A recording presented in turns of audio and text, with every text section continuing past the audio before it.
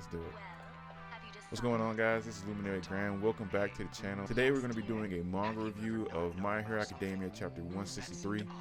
A lot of really cool things happen in this chapter. I'm super excited because one of my favorite characters finally gets some shine, so let's just jump right into it. So we start off the chapter with Tenko Shimura surrounded by hands responding to Mirio's question in the previous chapter, saying friends. Shigaraki then speaks to Lemillion saying, I do have friends. He yells at Lemillion saying, because Mikun and Tomokun say, you're really nice, Ten, and Mon likes to go on walks with me. Did you know that? So yeah, I do have friends. Lemillion looks shocked, saying, sorry, man. Shigaraki's tentacles continue to destroy the area around him, and Lemillion thinks to himself, that sure was a reaction. Did I hit a nerve? Touch a delicate subject? I feel bad. But more importantly, he notices the density of Shigaraki's core after his last attack, saying that his core is way more durable than the other parts of his body, and they're gonna have to hit him with something that really tough to break the skin. Shigaraki thinks to himself, a fissure? This body was complete, a perfect unification of Tomo Shigaraki and me, or so I thought.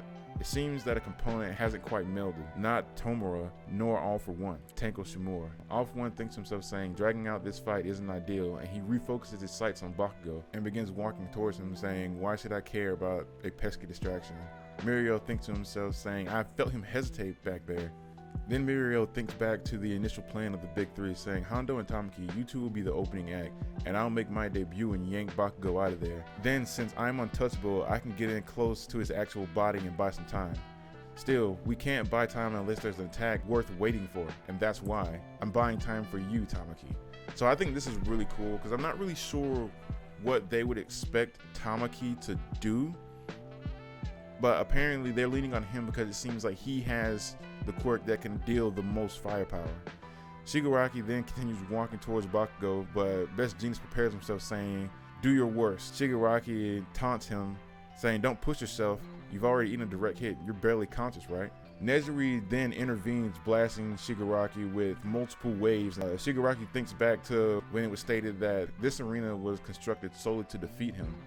But then he says, you people build a tomb for yourselves. As Nejiri is getting attacked by Shigaraki's tentacles, she thinks back to her time in UA, back when students were saying, since you have an all-powerful quirk, it's like you look down on the rest of us. She thinks to herself, when I did get curious to learn about others, I'd wind up driving them away. But then you asked me that question. In her flashback, we see Tamaki walking up to her, stuttering, covering his face, saying, which hero are you a fan of?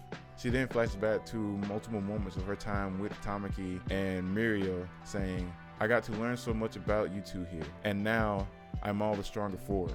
Back to the battle, we see one of her beams shoot past Shigaraki, and she states that we know the true worth of your vast hybrid. In the next panel, we see Tamaki with some insane looking, I don't even know what this is. It's some kind of gun, but it looks like it's made out of whatever he ate that day.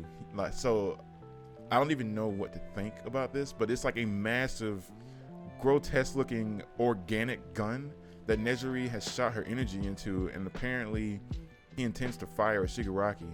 They then state that eating more things makes your potential grow and grow. If anything can land a meaningful hit on Shigaraki, it's gotta be a quirk that has no upper cap. That means you, Tamaki. It has to be you, Sun Eater. And we cut to a panel of this Sun Eater with this really intense looking expression on his face, and I love this. I love the fact that Sun Eater has finally gotten some screen time in My Hero, and we get to see him do something of worth. Not saying that anything he did in the previous chapters wasn't of worth, but not to this scale. In the biggest moment, I like the fact that they're depending on him to deliver a decisive blow to Shigaraki. So I'm really curious to see what this cannon does. It seems the name of it, I don't even know what the name of this cannon is, but it seems like a mixture of all the foods he ate that day and the power of Nejiri's energy harnessed within it. So this is really cool. I'm super excited for the next chapter to see what's going on and to see how this actually affects the battle.